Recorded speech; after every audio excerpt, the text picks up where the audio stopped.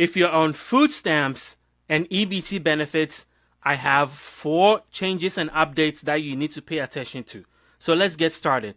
So a lot of food stamp recipients are on Social Security and disability benefits, or you may know somebody in your family. Of the 71 million people that are on Social Security and disability, some may be in your family, and there is important information about Social Security and disability benefits that I need to share with you. And I want to talk about 3 EBT discounts that you may not be using, but you should. And then finally, I want to talk about November 2024 food stamps deposits dates for all 50 states. When are your food stamps benefits going to be deposited into your EBT card? So let's start with Social Security. Not everybody is happy with the latest Social Security COLA cost of living adjustment that was announced. Why is that?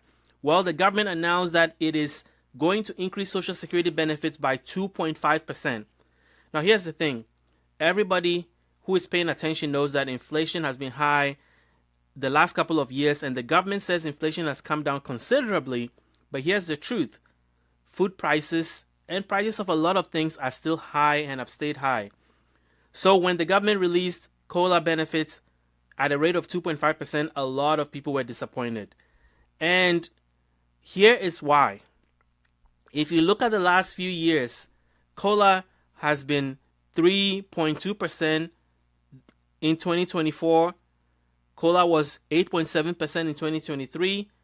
5.9% in 2022. Those were the years where inflation was really high. So for 2025, it's going to be 2.5%. That's a disappointment. But in years past, COLA has been 0% in 2009, 2010, and 2015. So how does next year's COLA for 2025 compare to other years? As you can see, it's been all over the place, but generally it's been very low. So in 2015, it was 1.7. In 2020, it was 1.6. And then after COVID and all the inflation stuff started happening, it went up to 5.9 in 2022. And in 2023, it was 8.7. But generally, it's been in the 2.5, 2% range. So maybe it's going back to normal. But here's the fact. A lot of people don't think that COLA is catching up to the real cost that seniors and people on disability face. So if you want to understand how COLA is calculated, it is basically calculated using a consumer price index for urban wage earners and clerical workers. That is government speak for an inflation index that tracks the cost of living or cost of living changes for urban wage earners and clerical workers. But here's the problem. Urban wage and clerical workers are not the people who are on Social Security and disability benefits. So there is a disconnect there, and people are arguing that to use this index slows down inflation, slows down the cost of living adjustment for seniors and people on disability, and that the government needs to create a better index. And so Democrats in Congress are proposing that the government switch from the consumer price index for urban wage earners and clerical workers and create a new index called the CPIE. And the IE stands for Consumer Price Index for the elderly. So what is Congress doing right now? Well, they have 2 bills proposed by Democrats. The first one is the 2023 Fair COLA for Seniors Act, and then the Social Security Expansion Act. Both seeks to create this new index, CPIE, to properly reflect the spending habits of people who are 62 years and above. So that is the action there. But until then, we're stuck with the current COLA. And over the last couple of years, there is data that shows that cost of living adjustment for Social Security has not caught up with the real inflation that we've been seeing. So if you like this video, please hit the subscribe button, hit the like button. We want more people to see this video. This channel is dedicated to bring you everything about food stamps benefits, things that are happening in and out of Congress that may affect your benefits. So when you hit that subscribe button, then you'll be the first to know when we release new videos. And it also helps us grow our channel, which we really appreciate and need your help with. So after the COLA is adjusted, that triggers some changes to Social Security. So let me walk you through those changes.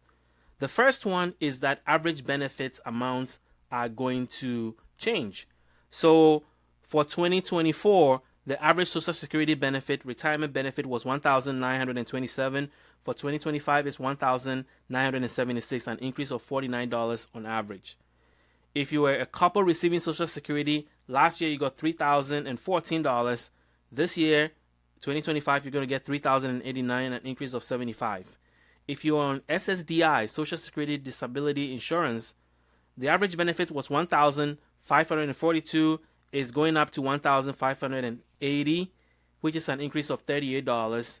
If you are on Supplemental Security Income, otherwise known as SSI, your maximum benefit was $943 in 2024. In 2025, it's going to be $967, an increase of $24.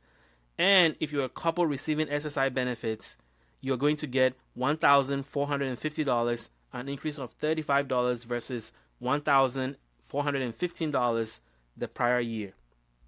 So that is the first change you're going to see in Social Security. The second one is the maximum benefit at full retirement age. If you retire in 2025 and you retire at full retirement age, which is the age where you get the maximum Social Security benefit you're entitled to, you're going to get $3,000 from $3,822, which was the 2024 amount, and it's going to go up to $4,018. So that means that over a 1 year period, you're going to get $48,216 next year if you retired at your full retirement age. Obviously, you retired earlier, you're going to get less amount. If you retire later, up to age 70, you get a little bit more. But if you retire your full retirement age in 2025, you're going to get $48,216 if you're getting the maximum benefit. Of course, you get the maximum benefit if you've paid the maximum amount into Social Security during the time frame they're looking at and how long you've paid that. So those are the factors that go into calculating your benefits. The third change is how much money do you have to make and still pay Social Security taxes. That changes every year based on COLA. 2024 was $168,600. 2025 is going to be $176,100. The next change is for disability beneficiaries. There's something called a substantially gainful employment or activity, and it shows Social Security, if you're making a certain amount of money, it tells them that you're not really disabled. I know that's messed up, but that is how the government determines whether you're sufficiently disabled to get disability benefits or not. And then if you're in the trial to work program, there's also a limit on how much you can make over a 9-month period for them to really figure out whether you're still disabled or not. So that changes every year. For the non-blind, is $1,150 for 2024. It's going to go up to $1,620 a month. For the blind, is $2,590 this year. Next year is going to go to $2,700. And if you're in the trial to work program, this year it was $1,110. You can make that money and not still, you're less than that. You can get away with not being considered a disabled person. But if you make more than that, then you start falling into that category where after 9 months, they can determine that you're no longer disabled. You can go back to work. And in 2025, that amount is $1,160 a month.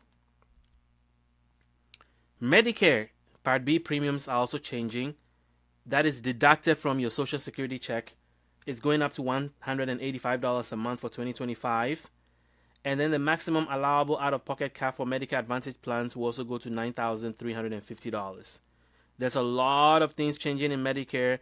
For example, Medicare Part B deductible is projected to increase to about $257. And the income bracket for high-income surcharges for Medicare Part B and Part D will start at $106,000. Another big change is that the standard Part D deductible will increase to $590, but the Part D donut hole will no longer exist. That's a big change. Medicare Part D out-of-pocket costs will also be capped at $2,000 for covered drugs. Now, let's talk about people claiming Social Security before their full retirement age. If you're doing that and you're still working, there is a threshold at which your benefits will be reduced.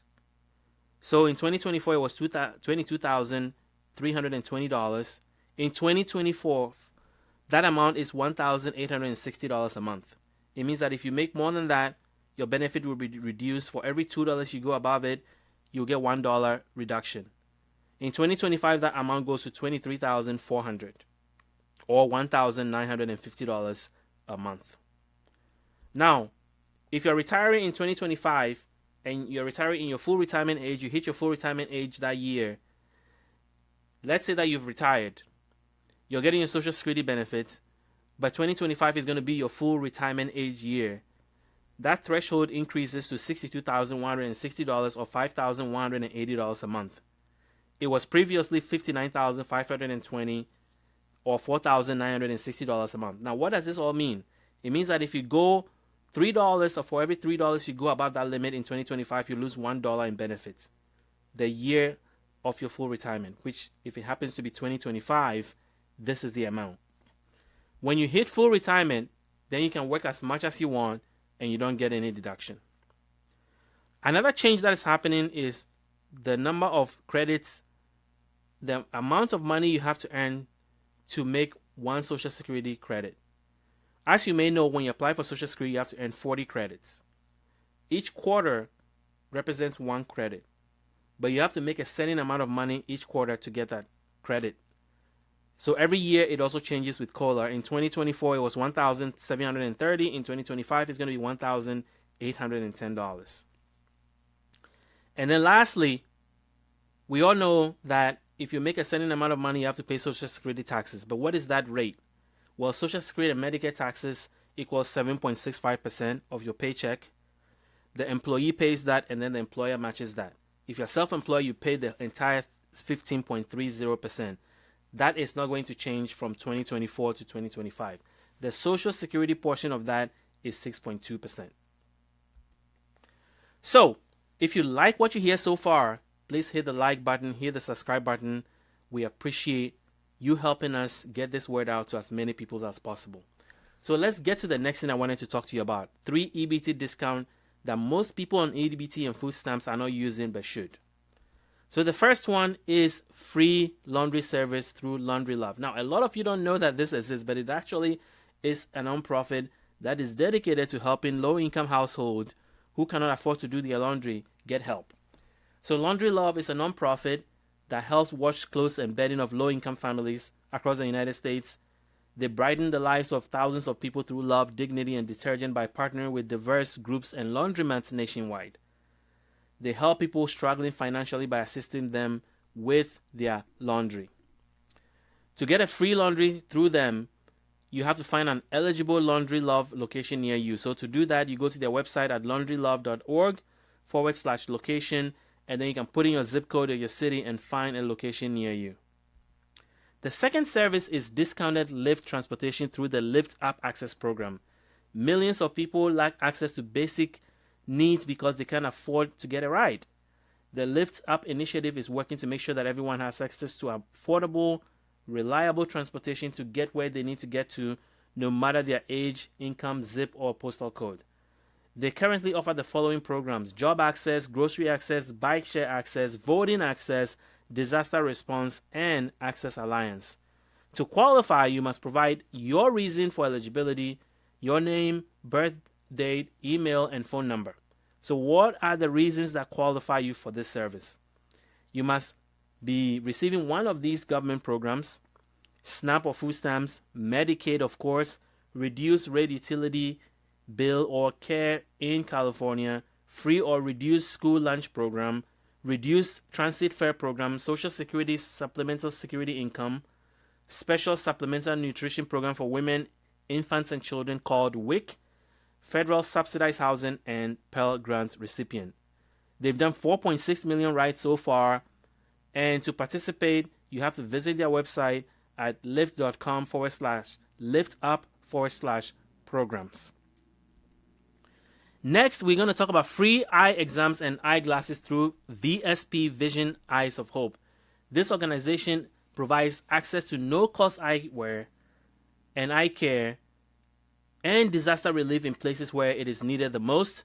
VSP believes that eye care is essential. Eyes of Hope addresses barriers to income, distance, and disaster to provide equitable access to eye care and eyewear to those in need. Today, they've provided access to about 3.8 million people in need.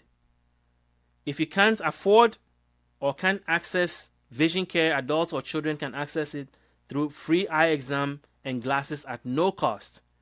Eyes of Hope offers gift certificates, mobile clinics, and disaster reliefs to those in need of eye care at any age. To qualify, you must have a family income of up to 200% of the federal poverty level. If you don't know what that is, the government releases a chart every year to show what they consider as a poverty level based on your household size, and is used to determine eligibility for a lot of government programs.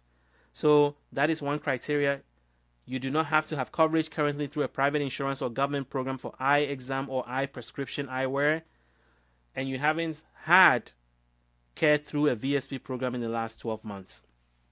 Additionally, gift certificates provide coverage for comprehensive eye exam and complete pair of prescription glasses with single vision or line multifocal lenses.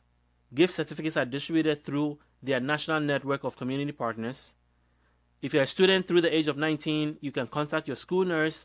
They will request a VSP Eyes of Hope gift certificate through one of their educational partners. If you're an adult or children of any age, you can contact one of their community partners. Prevent Blindness, a National Association of Community Health Center location, or Unidos US, and let them know you need vision care. Or you can call them at 1-800-877-7195 or visit their website at vspvision.com, Eyes of Hope.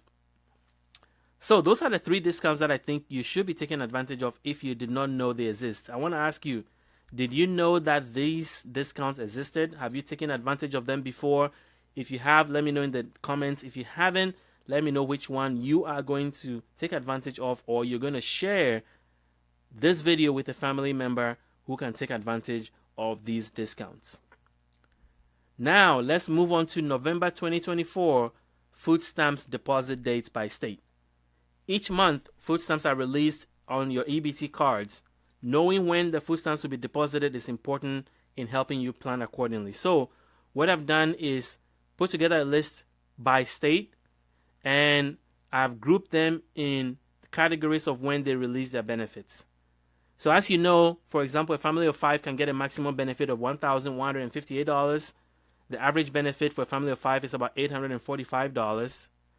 And here are the breakdown of maximum benefit by household size. Of course, you can go to our website at foodstampsnow.com and see a calculator to calculate how much you can get for your family. So a family of 1, $292 is the max. A family of 2, $536. A family of 3, $768. A family of 4, $975. A family of 5, $1,158. A family of 6, $1,390. A family of 7, $1,536. And a family of 8, $1,756. So, when are these food stamps going to be released? Well, let's look at the dates by category. There are some states that release everything on the same day. We have Alaska, New Hampshire, North Dakota, Rhode Island, and Vermont.